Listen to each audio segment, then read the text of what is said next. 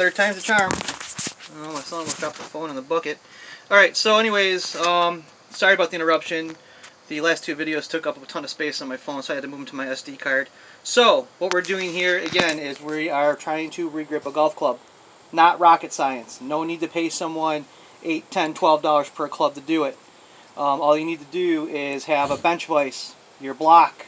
You can even use 2 pieces of rubber to hold the shaft in the vise. But you can get these at Golfsmith for like a couple dollars.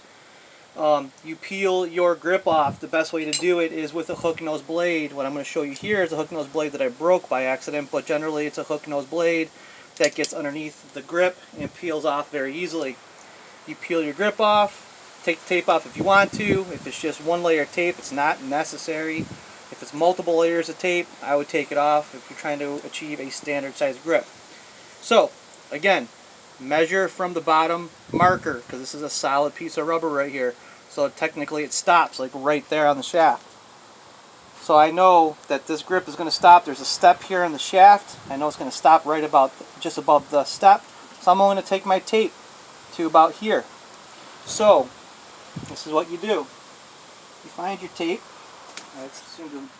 Nope, that's not the tape. Oh, right here. Okay. Helps if you have some organization as well. But anyways, so you take your tape. This is your tape you're going to use, okay? It's 2-sided tape. Some people call it carpet tape. You can get it through Golfsmith. It's called golf grip tape. Very easy to use. You take your tape, go to the length of what you're going to go. You put the one edge on your shaft, like this. You take your scissors, whether they're your kid's scissors from kindergarten, or they're regular pair of scissors, or even a straight edge blade, and you cut them. You cut your tape.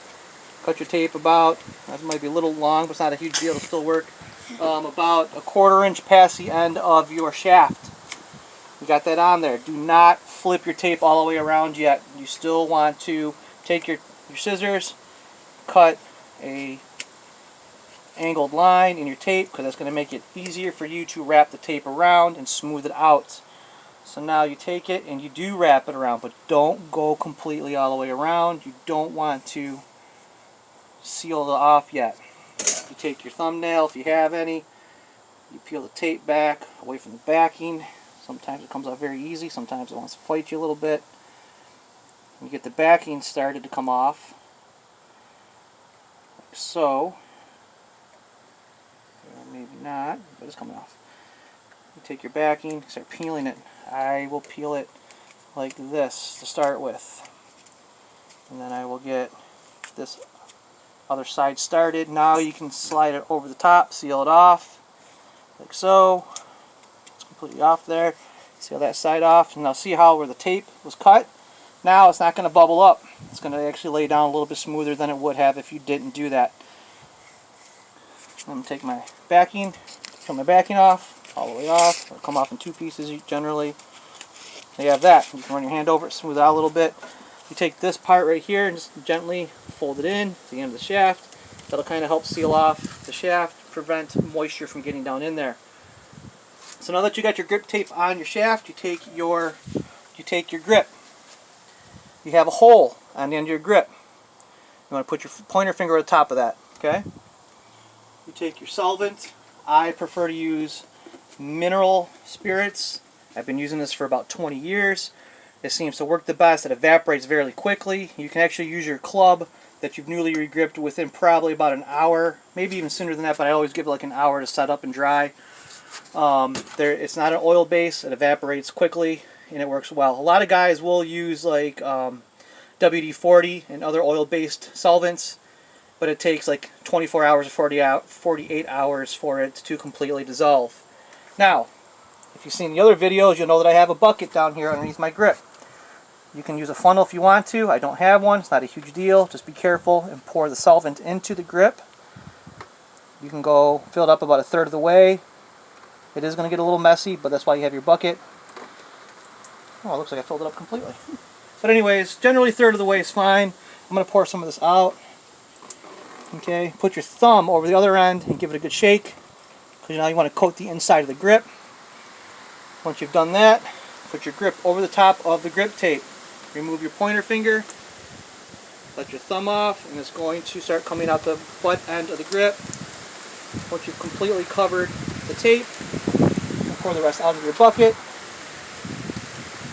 Start the grip on the end of the shaft. If you got solvent on your hands or on the grip, it's going to be a little more difficult, but not impossible. Or you can just wipe it off like I'm going to right now because I've got too much on there. Start it right over the top. Oh, come on. Of course it doesn't want to go on.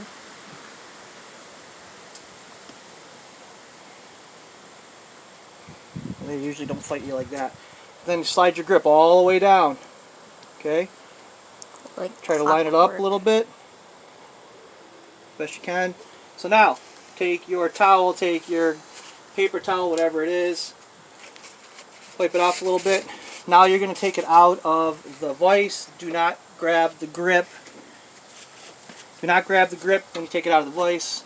Just take it out of the vise like this. Take it off. You can take that block off. Put your club down as if like you're at a dress at the golf course. And check your dots on the grip, which helps with alignment, and your logo. If those are straight, you don't have to move it. Generally, you'll have about a good 10 to 15 minutes to actually move your grip around if you need to fix it for alignment. But in this case, you don't have to. Again, I've been doing this for 20 years or more, so it's a fairly simple job to do. But if you do it more and more, it just gets easier and easier. And even after a set or two, you'll be like a pro doing this. So that's how you put that on here. I'm going to stop the video and finish the other two. Actually, I'm going to have Chase do the other two, and then I'll show you what they look like in the end. Alright, so there you have it, guys. That is what it looks like after you're done regripping your clubs. Now keep in mind, this is just 4 irons. It's a 5, 7, 8 and wedge. So that's why the progression is a little off on it. But actually, if you were to have a full set, they'd be half-inch increments all the way down. Again, it's not rocket science on regripping your golf clubs. You can actually have a full set of clubs regripped in less than 15-20 minutes as long as you have all the materials at hand. So if you guys have any questions, let me know. I'm going to post this on Facebook and YouTube. I doubt Facebook will let me post these because they're so long. But anyways, I will try to set up the links on YouTube as well. Talk to you guys soon. If I have anything else going on, I will let you know. I'm out.